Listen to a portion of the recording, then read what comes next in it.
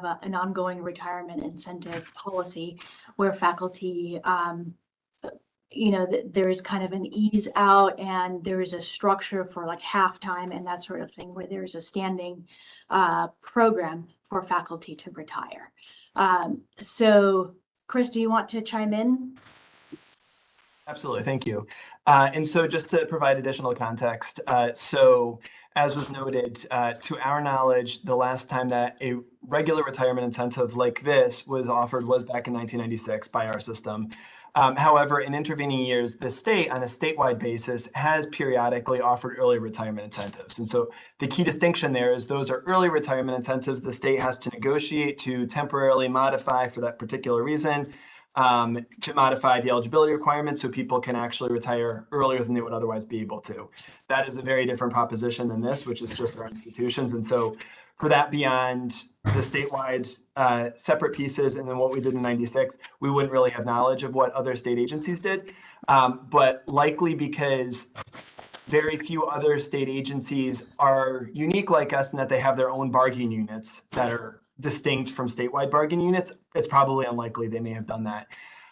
To address the other half of the question, some individual faculty members and other employees have reached out expressing an interest in this type of thing in recent months. Thank you. Thank you, Vita. Thank you, Chris. Other comments, questions, thoughts? Dr. Blitz. You're on mute, David. Thank you. As you might expect, it's more of a comment than a question, but I will try to be briefer than usual. Unlike many resolutions presented to the board by the system office, this resolution is clear and concise. Its accompanying summary states in one-page eligibility, elements, and timeline. The staff report is brief and specific and includes estimated impacts for each of 6 CSU constituent institutions, as well as the 7th, the system office.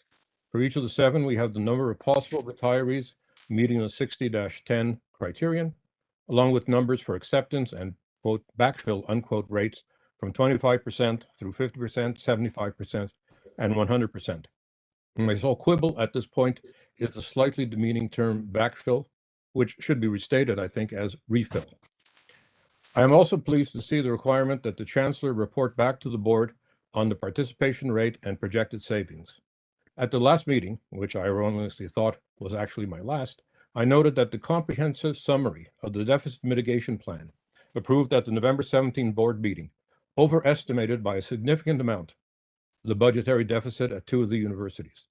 In fact, they now project significant surpluses for both years to an amount greater than the expected added revenue from the December 14th tuition and general fee increase. My point was not that the university surpluses should be used to compensate for the tuition fee increase, but rather that the comprehensive summary needed to be updated to present a more accurate picture of the overall finances of the system. That will be all the more important once this retirement incentive plan is implemented. A major question, as has been noted by the Chancellor, is the requirement for union approval to participate, involving numerous different unions. I would have assumed that before presenting this resolution to the board, that system executive and staff would have already secured that consent or at least engaged in substantial prior consultation. Otherwise, this plan could be as problematic, to use a polite term, as the failed Student First plan to save money and restore fiscal viability, and the unsuccessful CSU 2030 plan to secure significantly overstated funding. We cannot afford, all of us, another flop, as the public, legislature, and executive are following the system closely. I would have up to 2 hours ago finished my comment at this point, but I have just received an email message from the AUP 4 campus president sent to all CSU teaching faculty, which I will read into the record now, noting that I neither approve nor disapprove, but do so for the sake of your information. It says, quote, on Saturday morning, the Board of Regents emailed an agenda for a previously unscheduled meeting that will be held this afternoon. At today's meeting, the board will vote on the adoption of a retirement incentive plan that is part of the board's response to the budgetary crisis. This retirement incentive program requires the approval of each CSU union. CSU-AUP just learned of this incentive last Wednesday, and the union leadership has not, underlined, given its approval. In fact, we asked to see the details of the plan and had numerous questions about the plan's long-term implications. These conversations hopefully will continue. CSU-AUP has little faith in the BOR leadership's ability to safeguard the quality of education that you provide for our students. We want serious guarantees that positions vacated by retirees will be refilled. This will be discussed at council, and we will keep you updated." End quote. So there seems to be some challenge ahead, which I sincerely hope, for the sake of all parties involved, is cleared up to permit the plan to be implemented according to its February 1st start date. Thank you. Thank you, Dr. Blitz. Appreciate that. Regent Porth, I saw your hand flash for a moment. Do you still want to make a comment before I ask Dr. Sanker? No, okay. Dr. Sanker?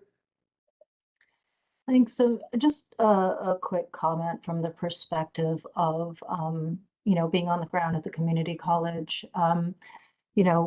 We have just come off of a period of years where I think between 2018 and 2023, $34.5 million is the number that we were told was saved at the community college by failing to refill positions that were vacated. So just, while all of this may make some sense at the spreadsheet level, at the individual level, I just want to enter into our consciousness the fact that, these are institutions that have been drained for some time now of resources. And when we talk about folks who are eligible for retirement, we're talking about really valuable folks. So it's a lot of institutional memory. That's a lot of expertise that we're losing. We just raise costs for students. So I do hope that if this is agreed to, that the level of refill will be significant. But I also note, and I agree with David, that the detail in this report is quite helpful. The savings at the community college, annual savings, will be really minimal relative to the deficit should we refill at that rate. But I think it will be extremely important that we do. Thank you, Dr. Sanker. Other comments from our questions from our regents? Regent Bloom? You're on mute, Regent Bloom. Thank you. I just wanted to confirm, Chancellor Chang, that you and your staff will oversee the plans to refill at each of the campuses. So first and foremost, we would obviously like to have there be a decent amount of uptake on this program. And then, obviously in partnership and collaboration with our institutional leaders, we would have, make sure that there are checks and balances on the process. And so certainly my intention is, and my team's intention is, to work very closely with each institution to have that conversation about what is being refilled, the how, the why. We have lots and lots of data these days, and we are working as closely as we ever have before. And so I would obviously expect, and all of our institutional leaders already exercise this, but I would expect them to continue to be very diligent and understanding of what their institutional and circumstantial needs are in terms of what type of refill they will or will not approve, because that way we can continue to mount the best service and the best quality for our students while still yielding some financial stability and gain through this program. So, I will certainly be working very closely with the presidents, and all of our teams will work closely. So I probably wouldn't use the word oversight per se, but certainly there will be a level of conversation, detailed, and also accountability when it comes to how this impacts their budgets. Thank you. Other comments, questions?